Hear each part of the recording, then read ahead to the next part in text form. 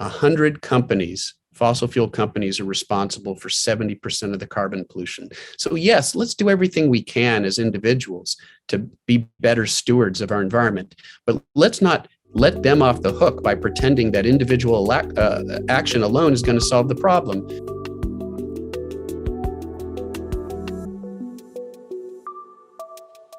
More than 2 decades ago, as you alluded to, we published the first version of the so-called hockey stick curve. It was a reconstruction of how temperatures had varied as far back as we could go, which was 1,000 years. And what it showed was that the warming of the past century that coincides with the Industrial Revolution is unprecedented as far back as we could go. It's the blade of what looks like a hockey stick. The handle is sort of the relatively flat preceding 900 years, and then the abrupt warming of the last 100 years is the blade. And unfortunately, in those 20 years, the blade has gotten sharper and longer because the planet has continued to warm up, and we haven't seen the sort of action that we really need to see.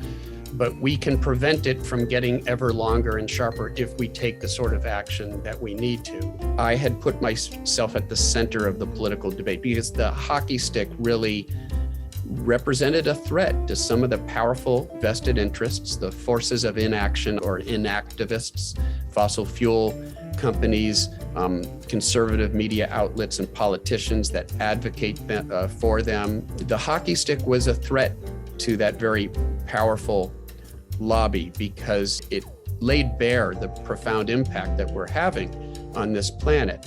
And as a result of that, it became the center of attacks by climate change contrarians and climate change deniers. And I found myself at the center. We are now seeing the impacts of climate change play out in real time. They're no longer subtle in the way that they were 20 years ago. We're seeing the impacts in the form of devastating heat waves and droughts and wildfires and floods and coral bleaching and many of the impacts that you're seeing there in Hawaii. This has become very real, and this is an important moment. And so the inactivists, the forces of inaction, can no longer deny that climate change is happening. They can't credibly deny that anymore. So they've moved on to these other tactics. And in many cases, these tactics are even more insidious. They have a veneer of credibility to them. After all, we should, of course, all do everything that we can to minimize our environmental impact and our carbon footprint. And so, of course, we should do those things. But what the inactivists have done is they've used that individual action as a way to get us arguing with each other about our individual carbon footprints, because it plays into another tactic. It's deflecting attention away from the needed systemic solutions, policies, towards individual action. And so it no longer speaks with a single commanding voice demanding action. This tactic has its roots decades ago, for example, in what has come to be known as the Crying Indian ad that played in the early 1970s. And it was this tearful Native American. It turns out the actor who played the Indian wasn't even a Native American. He was an Italian American. It played upon sort of the power of our indigenous people, this idea that we were committing an offense against the Native Americans, the indigenous people, by destroying this home, this land. And it put forward this idea that we just all needed to be better stewards of the environment and pick up these bottles and cans. People start pollution.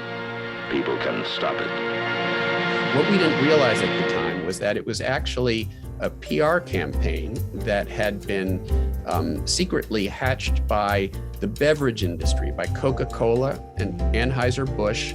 They didn't want bottle bills passing in the various states. This was a regulatory solution to put a deposit on bottles and cans, so we'd return them.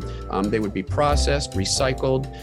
It would solve the problem, but it would hurt their bottom line. It would hurt their profits because they would be responsible for processing those returned bottles and cans. And with that deflection campaign, because you and I can't put a price on carbon, we can't impose subsidies on renewable energy, we can't block new fossil fuel infrastructure. These are all things that we need our politicians to do, and we need them representing us rather than being rubber stamps for polluters. we basically have to accomplish this transition in about 10 years.